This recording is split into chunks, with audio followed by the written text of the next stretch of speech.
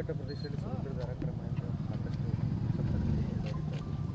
ಕಳೆದ 40-45 ದಿನದಿಂದ ಪಶ್ಚಿಮ ಘಟ್ಟದಲ್ಲಿ ಧಾರಾಕಾರವಾಗಿ ಸುರಿತಾ ಇರುವಂಥ ಮಳೆಯಿಂದ ಇದೇನು ಮಲಪ್ರಭಾ ರೀಜನ್ ಏನು ಬರುತ್ತೆ, ಈ ಮಲಪ್ರಭಾ ರೀಜನ್ದಲ್ಲಿ ಏನೇನೋ ಹಾನಿಯಾಗಿದೆ, ಬೆಳೆ ನಾಶ ಆಗಿದೆ, ಯಾರ ಮನೆ ಬಿದ್ದಿದೆ, ಎಷ್ಟು ಬ್ರಿಡ್ಜ್ಗಳು ಮುಳುಗಡೆ ಆಗಿದ್ದಾವೆ, ಏನೇನು ಈ ಒಂದು ರಸ್ತೆಗಳು ಕೆಟ್ಟಿದ್ದಾವೆ, ಎಷ್ಟು ಡ್ಯಾಮೇಜ್ ಆಗಿದೆ, ಇದರದ್ದೆಲ್ಲ ಒಂದು ಪಹಣಿ ಅಂತ ಹೇಳ್ತೀವಿ. ಒಂದು ನೋಡಲಿಕ್ಕೆ ಇವತ್ತು ನಾವು ಬೆಳಗ್ಗೆಯಿಂದ ನೀರಾವರಿ ಇಲಾಖೆಯವರಾಗಿರಲಿ ಅಥವಾ ರೆವಿನ್ಯೂ ಇಲಾಖೆಯವರಾಗಿರಲಿ ಎಲ್ಲರ ಜೊತೆಗೂಡಿ ಇವತ್ತು ನಮ್ಮ ಖಾನಾಪುರ ಶಾಸಕರು ಎಲ್ಲರೂ ಸೇರ್ಕೊಂಡು ಇದನ್ನ ಒಂದು ಹೋಗಲಿಕ್ಕೆ ಬರ್ತಾ ಇದ್ದೀವಿ. ಗೋವಾ ಮುಖ್ಯ ರಸ್ತೆ ಟ್ರಾಫಿಕ್ ಜಾಮ್ ಆಗ್ತಾ ಇದೆ, ಆ ಕಡೆ ಜಾಂಬೂಟಿ ರೋಡ್, ಇದನ್ನು ದುರಸ್ತಿ ಮಾಡಬೇಕನ್ನೋದು ತುಂಬ ದಿನದಾಗಿದೆ.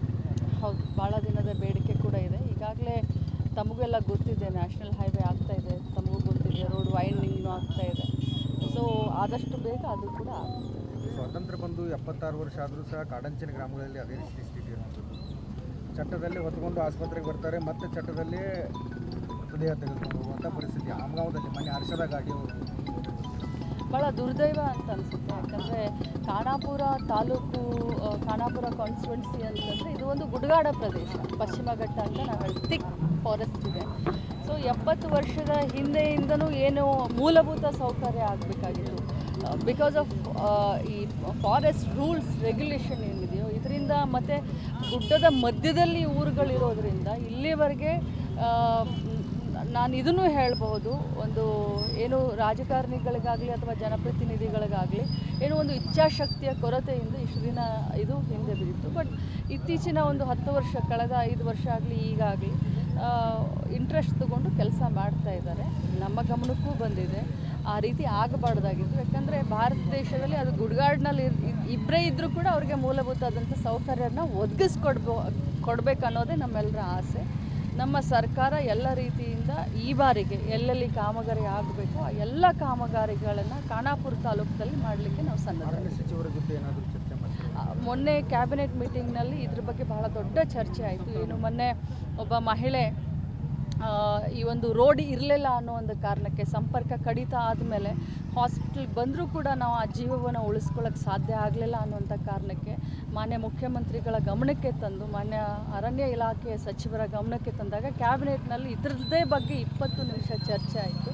ಸೊ ಈ ರೀತಿ ಇನ್ನೊಮ್ಮೆ ಜೀವಹಾನಿ ಆಗಬಾರ್ದು ಅನ್ನುವಂಥ ಒಂದು ನಿಟ್ಟಿಗೆ ಏನು ಇನ್ನು ಮುಂದೆ ಏನು ಅಲ್ಲಿ ರೋಡ್ಗಳಾಗಲಿ ಅಥವಾ ಮುಂದಾಲೋಚನೆಯಾಗಿ ಈ ರೀತಿ ಮಳೆಯಿಂದ ಜೀವಹಾನಿ ಆಗೋದಾಗಲಿ ಏನೇನು ನಾವು ಮೂಲಭೂತ ಸೌಲಭ್ಯವನ್ನು ಮಾಡ್ಕೊಳ್ಬೇಕು. ಆಮೇಲೆ ಫಾರೆಸ್ಟ್ ಇಲಾಖೆಯಿಂದ ರೂಲ್ಸ್ ಭಾಳ ಗಟ್ಟಿ ಇದೆ. ರೋಡ್ ಮಾಡಲಿಕ್ಕೆ ನಮಗೆ ಪರ್ಮಿಷನ್ ಸಿಗೋದಿಲ್ಲ, ನಮಗೆ ವೈರಿಂಗ್ ಮಾಡಲಿಕ್ಕೆ ಪರ್ಮಿಷನ್ ಸಿಗೋದಿಲ್ಲ, ಕುಡಿಯೋ ನೀರಿನ ಪೈಪ್ಲೈನ್ ಹಾಕಲಿಕ್ಕೆ ಇದನ್ನು ಮಾಡಲ್ಲ. ಸೊ ಇದನ್ನು ಕೂಡ ರೂಲ್ಸನ್ನು ಸಡಿಲಿಕೆಗೊಳಿಸಲಿಕ್ಕೆ ನಾವು ಈಗಾಗಲೇ ಅರಣ್ಯ ಸಚಿವರ ಹತ್ರ ಮಾತಾಡಿದ್ದೀವಿ, ಅವರು ಕೂಡ ಒಪ್ಕೊಂಡಿದ್ದಾರೆ. ಹಿಂದಿನ ಸರ್ಕಾರದ ಅವಧಿಯಲ್ಲಿ ಮನೆಗೆ ನೀರು ನುಗ್ಗಿದ್ರೆ 10,000 ಬಿಡುಗಡೆ ಮಾಡ್ತಾಯಿದ್ರು, ಆದರೆ ಈವರೆಗೂ ನೆರೆ ಸಂತ್ರಸ್ತರಿಗೆ ಸಹಾಯಕ್ಕೆ ಸರ್ಕಾರ ಬರ್ತಾ ಇಲ್ಲ ಅನ್ನೋ ಆರೋಪ. ಮತ್ತು ಮನೆ ಬಿದ್ದರೆ 5 ಲಕ್ಷ ಪರಿಹಾರ ಕೊಡ್ತಿದ್ರು, ಈಗ ಕೇವಲ NDRF ನಾರ್ಮ್ಸ್ ಮಾತ್ರ ಅಪ್ಲೈ ಆಗುತ್ತೆ ಅಂತ.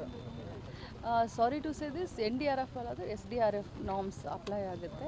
1,20,000 ಮನೆ ಬಿದ್ದ ತಕ್ಷಣ 1,20,000 ರೂಪಾಯಿ ಕೊಡ್ತೀವಿ. ಅದರ ಜೊತೆಯಲ್ಲಿ ಒಂದು ಮನೆಯನ್ನು ರಾಜೀವ್ ಗಾಂಧಿ ಹೌಸಿಂಗ್ ಬೋರ್ಡ್ನಿಂದ ಒಂದು ಮನೆಯನ್ನು, ಯಾರ ಮನೆ ಬಿದ್ದಿರುತ್ತೆ ಅವ್ರಿಗೆ 1,20,000 ಜೊತೆಯಲ್ಲಿ 1,80,000 ರೂಪಾಯಿದ ಮನೆಯನ್ನು ಆಟೋಮೆಟಿಕ್ಕಾಗಿ ಅವ್ರದ್ದು ಅಪ್ಲೋಡ್ ಆದ ತಕ್ಷಣ ಆಟೋಮೆಟಿಕ್ಕಾಗಿ 1,80,000 ಮನೆ ಕೂಡ ಹೋಗುತ್ತೆ.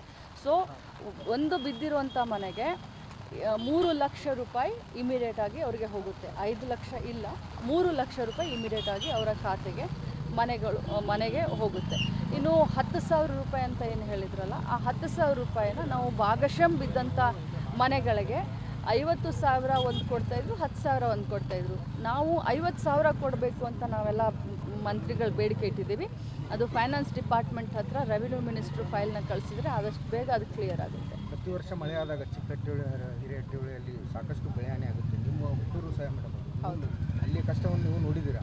ಹೌದು. ಸೊ ಅಲ್ಲಿ ಶಾಶ್ವತ ಪರಿಹಾರ ಕೊಡುವ ನಿಟ್ಟಿನಲ್ಲಿ ಶಾಶ್ವತ ಪರಿಹಾರ ಅಂತಂದರೆ ನಮ್ಮ ಅಲ್ಲಿ ಏನು ಒಂದು ಬ್ರಿಡ್ಜ್ ಇದೆ, ಅದು 74ನೇ ಇಸ್ವಿನಲ್ಲಿ ಕಟ್ಟಿದಂಥ ಒಂದು ಬ್ರಿಡ್ಜು. ಅದು ಮಲಪ್ರಭಾ ಡ್ಯಾಮ್ ಏನಾಯಿತು, ಆ ಡ್ಯಾಮ್ನಿಂದ ನಮ್ಮ ಊರುಗಳು ಮುಳುಗಡೆ ಆದವು. ಹಿರೇಹಟ್ಟಿಹೊಳೆ ಆಗಲಿ, ಚಿಕ್ಕಹಟ್ಟಿಹೊಳೆ ಆಗಲಿ, ಜಿಗ್ನೂರು ಆಗಲಿ.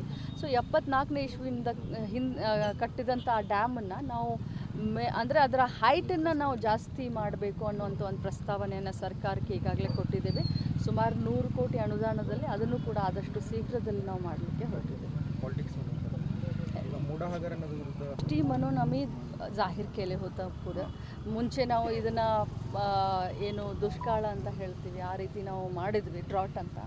ಈಗ ಅತಿವೃಷ್ಟಿಯಿಂದ ಏನೇನು ಹಾನಿಗೊಳಗಾಗಿದೆ, ಎಲ್ಲೆಲ್ಲಿ ಬೆಳೆ ಹಾನಿಯಾಗಿದೆ, ಎಲ್ಲಿ ಹಾರ್ಟಿಕಲ್ಚರ್ ಹಾನಿಯಾಗಿದೆ, ಅದರ ಸಂಪೂರ್ಣ ಒಂದು ಸರ್ವೆಯನ್ನು ನಮ್ಮ ಅಗ್ರಿಕಲ್ಚರ್ ಇಲಾಖೆಯವರು ರೆವಿನ್ಯೂ ಡಿಪಾರ್ಟ್ಮೆಂಟ್ದವ್ರು ಮಾಡ್ತಾ ಇದ್ದಾರೆ.